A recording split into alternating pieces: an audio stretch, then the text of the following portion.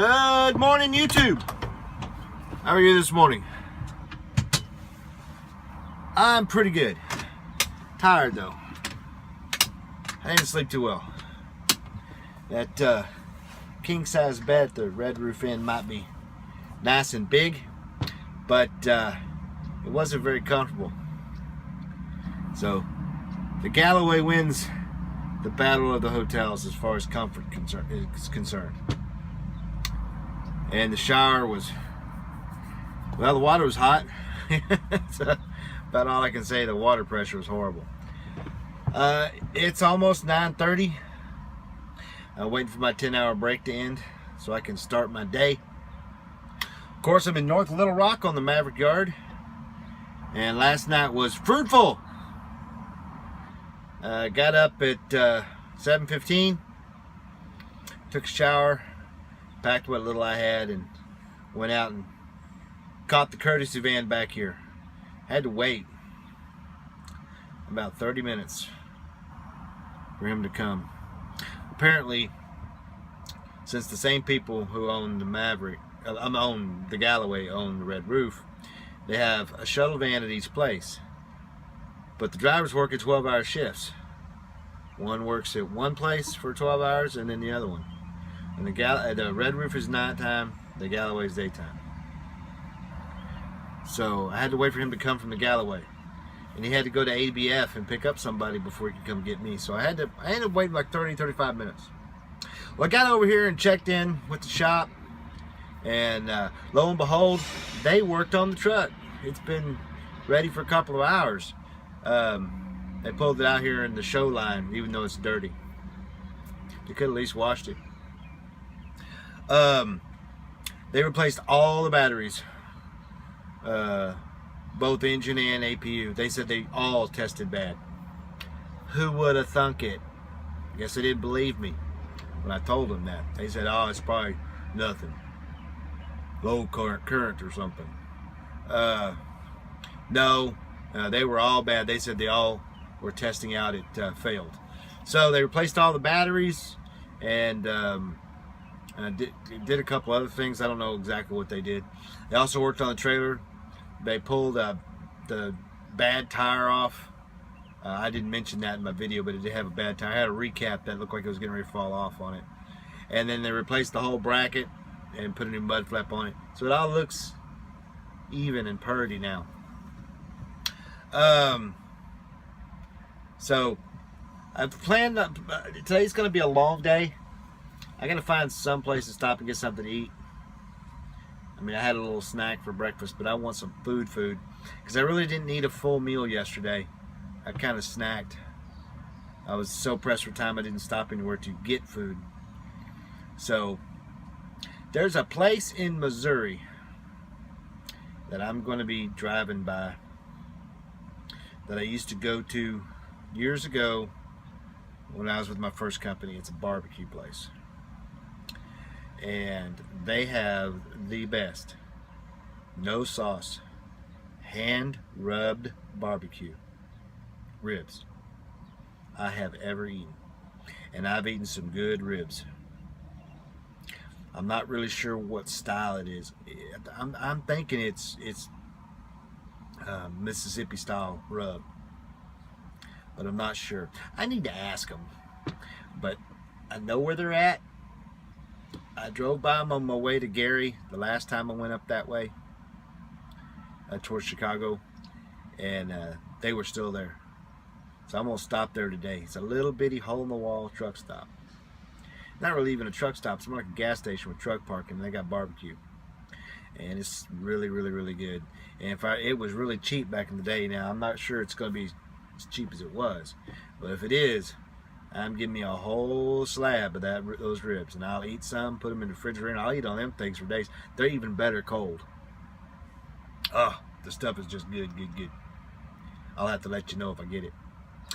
But it's going to be a really long day. It's 735 miles. Sorry, 735 to this place. It's off of I-80 in Indiana. I believe it's exit 101 or right about there off the tollway. And I'm not going to make it there today. I mean, I know that.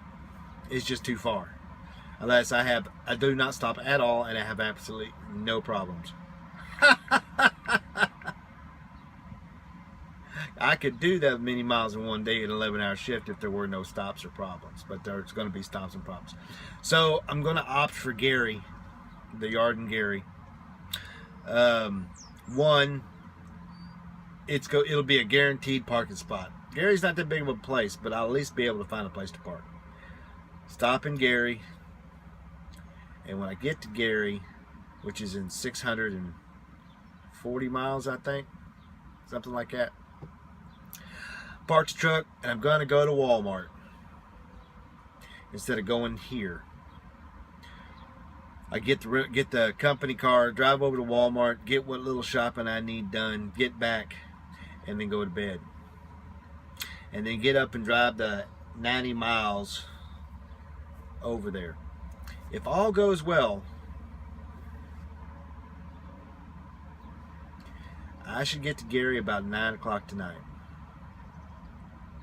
10 o'clock at the latest, unless I get stuck in traffic or something. And then I can run over there, do my shopping, and get back to the truck and get some sleep. Get up in the morning, take a shower, and still make it by the appointment time. Because if I get in by 9, that means I can get up at 7. No problems. And then, of course, I'll probably going back to Gary or Chicago at least to pick up a load. And I don't know where that load will go. And honestly, I don't care. They can send me anywhere. Well, no, that's not true. I don't want to go into the Northeast, past Pennsylvania. I don't want to go to New York. I don't want to go to New Jersey. I don't want to go to any of those places. I just don't want to do it. You know what I'd like to have? I'd like to go to California or Oregon, Nevada, New Mexico, something like that. I'd take a California load. I don't like California, but I ain't been there in years. I'll go to California. So that's it. This intro's kind of long. So I will let y'all go. And I will talk to you later. Bye. Good afternoon, YouTube. How are you? I'm really good. I'm really, really good. And let me show you why. What do you see there? The best hand-rubbed barbecue anywhere. That is a whole slab. That means 1/2 of a hog of hand-rubbed ribs. Good. And you can get some too if you're in Missouri. I-55, exit 52 at BJ's Travel Center. It's a hole-in-the-wall truck stop. And it's got a big gravel lot. They get about 15, 20 trucks in here. And this stuff is the bomb. Now, they have a buffet that runs from like 11 o'clock to 4 in the afternoon or something like that. Maybe later. Or until they run out. It's got all kinds of stuff on it. Barbecue chicken, fried chicken, all kinds of different barbecue meats. Tons of vegetables, mashed potatoes, corn, okra, all kinds of stuff. It's really, really good. And it's cheap too. Let me tell you how cheap. This is about 4.5, maybe 5 pounds. It cost me $12. That's cheap. Very cheap. You can't get a whole plate in some places for that kind of money. So, if you're ever out this way, stop in.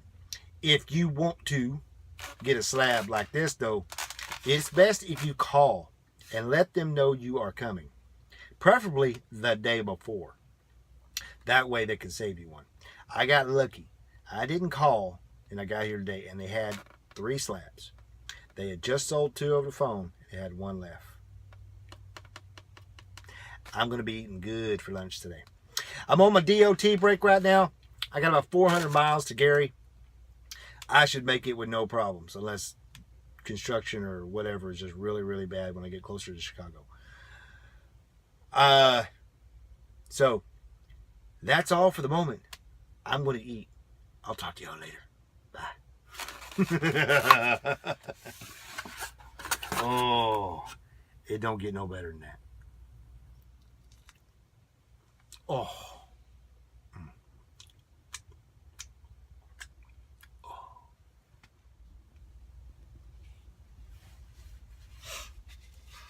Hey, YouTube. How are you? I know we talked just a few minutes ago, but I want to take a moment. I just got a phone call a little bit ago, and made a couple of calls after that.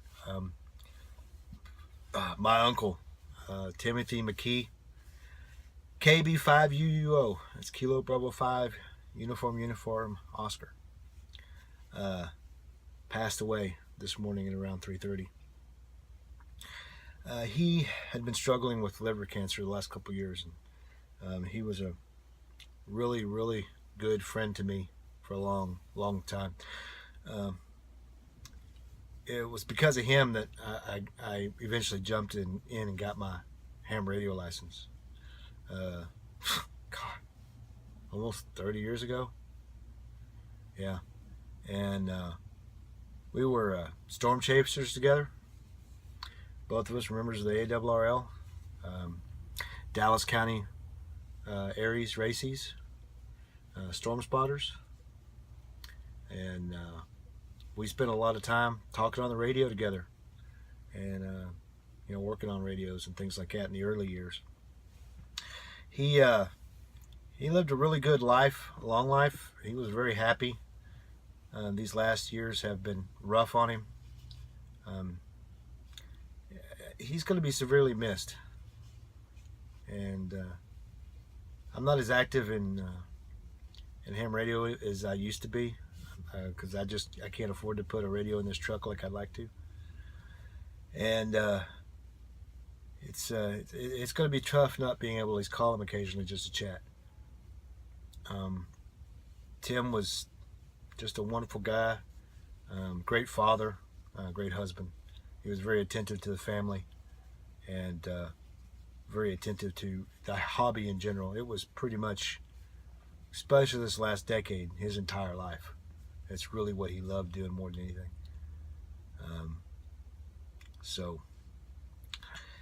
He's survived by his wife, my godmother, Beverly, and two wonderful sons, Matthew and Brian. They're both strong boys. I mean, they're older, they're adults, and they'll take it well, but it's still going to be hard. So I'd like to take a moment to just think about him and observe a moment of silence for Tim McKee, KB5UUO, silent key.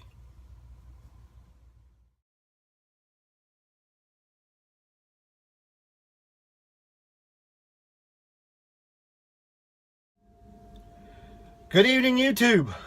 How are you doing? I'm doing pretty good. I'm kind of tired. It's 9 p.m. Central Time, and I am at the yard in Gary, Indiana. I'm about 95 miles away from the receiver. I only got about 30 minutes of driving time left. This is about as far as I can get and have a safe spot to park. Which means I can get up around 6:30, take a shower, and get out of here about 7:15 and get there before they stop receiving. Gary is on Central Time, but Bristol, which is 95 miles down the road, is on Eastern Time. So that means I leave here at 8:15 their time, and I will get there probably around 10:15 because traffic and everything that this area is known for, and the fact that the freeways, a lot of them are still 55 miles an hour. I'm not sure how far the 55 goes, but it goes pretty far. It was a good day. Drove 10 and a half hours. I did 635 miles. I think that's not too bad considering all the construction that I had to deal with and all the slowdowns. If you haven't driven up in this area, and of course those people that aren't truck drivers, been up here, probably don't know it, but once you get like about an hour from Chicago coming up I-55 or coming in any direction, the speed limits drop to 55, and they're 55 everywhere for the most part, and it doesn't change until you get away. So it was a good day with a little bit of sadness, but overall I'm pleased. I should make it tomorrow without any problems and still have time to be able to pick up another load and head somewhere else. If rumors are true, I've only made one load out of this area. I don't know. They have a lot of steel that goes to Texas, so that would be another 1,000 miles going back to the house. If I go home, that's cool. If I don't, that's fine too. If I find out a date that Tim's funeral is on, and I think I can make it, then I'll put in to try and get home. I love the man, and I'm going to miss him. But unfortunately, I really can't sacrifice a paycheck to be able to make it back to go to his funeral. And I'm not one big on funerals anyway. I prefer to remember people as they were, and not remember putting them away. So, with that said, I'm going to clean up the inside of the truck here a little bit, and then I'm going to go to Walmart in a company car and get my grocery shopping done. Try and get back here and get to bed by 11. Walmart's only 3 or 4 miles down the road. It shouldn't take me that long to get the couple of things I need. I mostly just need water, Gatorade, and some Dr. Pepper, and some cleaning supplies because I'm out of that. I have plenty of food in here. I do want some more cheese and some lettuce for salads. And that's about it. So I hope y'all have a good evening, and keep the shiny side up, 73s, and I'll talk to you tomorrow.